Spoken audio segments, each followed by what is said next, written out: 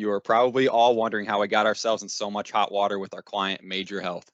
I'll take you back to where it all fell apart. Eric here from Major Health. Sounds like everything's going well for once. Jack, are you able to confirm the deployment schedule of the configured devices as per our last conversation? Yes, everything's on track and we'll be able to meet the committed dates. Do you have the IT rep schedule for the device arrivals on the days outlined on the spreadsheet? Yes, every rep has confirmed that the dates set out work with them. Some of these reps are traveling over 2 hours to get to the on site location, so it's imperative that we hit these dates, no surprises. Okay, then we are ready to rock and roll. Hold on.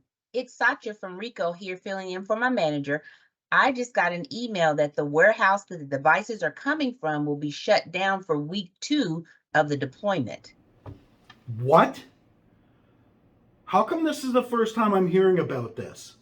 We developed this whole schedule, and now at the time of execution, we get yet another issue?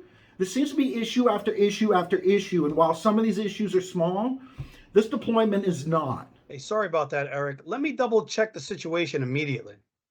Okay, I need that information ASAP. This is potential breach of contract, and I'm just putting it out there. We are not happy to hear about this at the 11th hour. Jack, I expect to hear from you before the end of day. Absolutely, and I'm sorry about that again. I'm dropping to go investigate the situation. Thanks, we'll talk soon. Unbelievable. Simply unbelievable. It's like these guys are running around like chickens with their head cut off. I swear, when I talk to the CEO about this, he'll be contacting Rico's president. No doubt. No doubt. There you have it. Internal lack of communication might have big ramifications for Rico if they don't turn this around. After all, Major Health represents millions of dollars in revenue. Satya's manager, Damon, has been informed by his colleagues about how the call went. Satya has even reached out to Damon to ask for a meeting based on the conference call. We are now going to take you to that meeting to see how information sharing on a cross-functional customer team-based call can be resolved. Hey Sasha, thanks for hopping on this call as soon as you could. I understand you wanted to talk to me after that meeting with Major Health.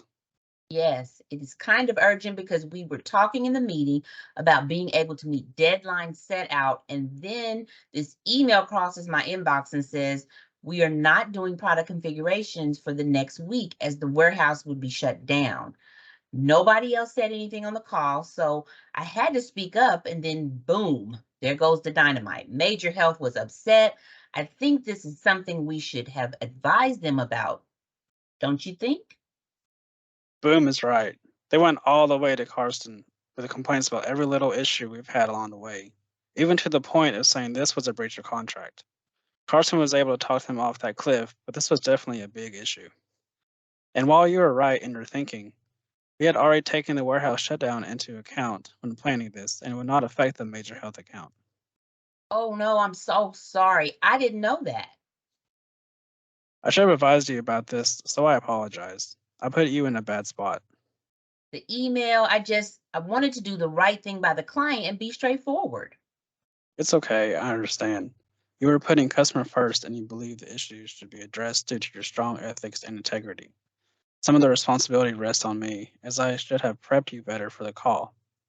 Knowing what happened here, what would you do in the future if a similar situation were to happen? Well, I definitely wouldn't have said anything on the call with the client.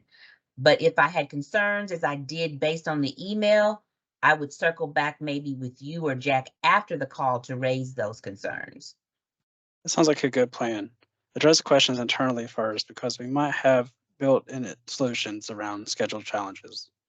We actually never addressed the issue on the call with the client prior because we had worked internally to negate the warehouse shutdown. Gosh, I feel so bad. I know the feeling. I blew up a call with a client many years ago. Very similar to that, the client believed something was being done. The rest of our team on the call believed that too, but I had information otherwise. I stated so on the call prior to advising our team, and it wasn't pretty. I learned the lesson you are learning now. Thanks. The email freaked me out because the call was coasting along. We were making commitments. I wasn't sure we could meet them based off the email. I didn't know we had a plan B.